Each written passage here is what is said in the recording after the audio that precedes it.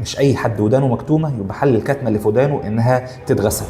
بيجي لنا عيان يقول يا دكتور انا ودني مكتومه بقالها يومين ومش سامع بيها كويس وحطيت النقط بتاعه الشمع وعايز اغسل وداني. بنقول له مفيش حاجه اسمها كده، لازم الاول ان احنا نكشف ونفحص ونبص من المنظار ونشوف الاول الكتمه او ضعف السمع ده سببه ايه بالظبط قبل ما نقول هنغسل او هنشفط او هناخد اي اجراء عشان نطلع الشمع ده لو موجود. بنبص على ودان المريض وممكن اوقات ما نلاقيش اي شمع موجود.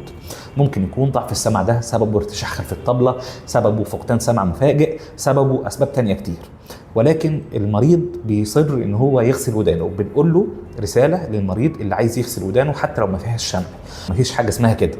الغسيل بيكون بناء على قرار طبي زيه زي اي اجراء الدكتور بياخده لو شايف ليه داعي.